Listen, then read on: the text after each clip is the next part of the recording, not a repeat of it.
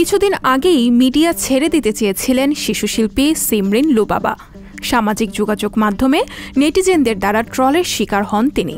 মুজিব সিনেমার প্রদর্শনীতে content creator ও গণমাধ্যমের সঙ্গে কথা বলতে গিয়ে বিব্রত পরিস্থিতিতে পড়েন শিশুশিল্পী সিমরিন লুবাবা।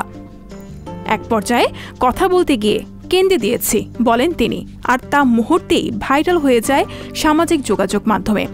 একের পর এক সমালোচনার কারণে মিডিয়া ছেড়ে দেওয়ার ঘোষণা দেয় লুবাবা।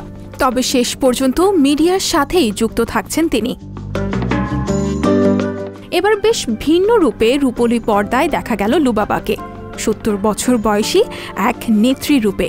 এই লুকেই তাকে নিয়ে তৈরি হয়েছে একটি ডকুফিল্ম একটি বাংলাদেশ। মোহাম্মদ মিজানুর রহমানের প্রযোজনায় সিনেমাটি পরিচালনা করছেন রানা বর্তমান। গত শুক্রবার ২৪ নভেম্বর রাজধানীর রমনা পার্কে এই ডকুফিল্মের দৃশ্যধারণ সম্পন্ন হয়েছে। বাংলাদেশ শিল্পকলা একাডেমি আয়োজিত একটি চলচ্চিত্র উৎসবে এই ডকুফিল্ম প্রদর্শনের পাশাপাশি বিভিন্ন আন্তর্জাতিক চলচ্চিত্র উৎসবেও প্রদর্শিত হবে।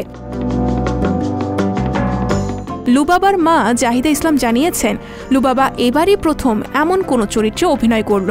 ডকুফিল্মের প্রধান চরিত্র লুবাবা, শাড়ি পরেই করেছেন অভিনয়।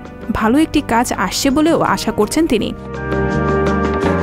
পরিচালক রানা বর্তমান বলেছেন, চরিত্রের প্রয়োজনেই লুবাবাকে এমন লুক নিতে হয়েছে। একজন শিশু শিল্পীকে বৃদ্ধার রূপে তুলে আনাটা খুব কঠিন। চেষ্টা করা হয়েছে নতুন কিছু করার, এতে বিভিন্ন বয়সের লুকে দেখা যাবে তাকে। তবে লুবাবার চরিত্র নিয়ে এখনই কিছু বলতে চান না তিনি। গল্পে দেশ ও দেশের মানুষের উন্নয়নের কথা বলা হয়েছে। খুব অল্প সময়ের মধ্যে অগণিত দর্শক হৃদয়ে জায়গা করে নিয়েছে লুবাবা। মূলত দাদার হাত ধরেই শোবিছে পথ চলা শুরু এই ক্ষুদে তারকার। গান, মডেলিংয়ের পাশাপাশি অভিনয়েও মনোনিবেশ করেছেন।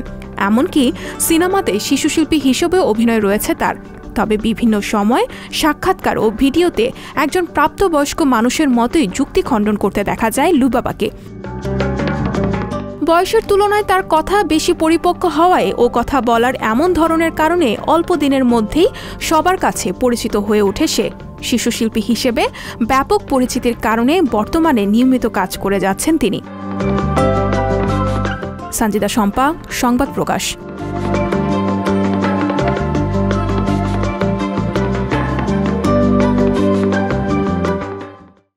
সংবাদ, ফিচার ও অনুষ্ঠানের জন্য ভিজিট করুন সংবাদ প্রকাশের ওয়েবসাইট এবং যুক্ত থাকুন ফেসবুক পেজ ও ইউটিউব চ্যানেলের সঙ্গে।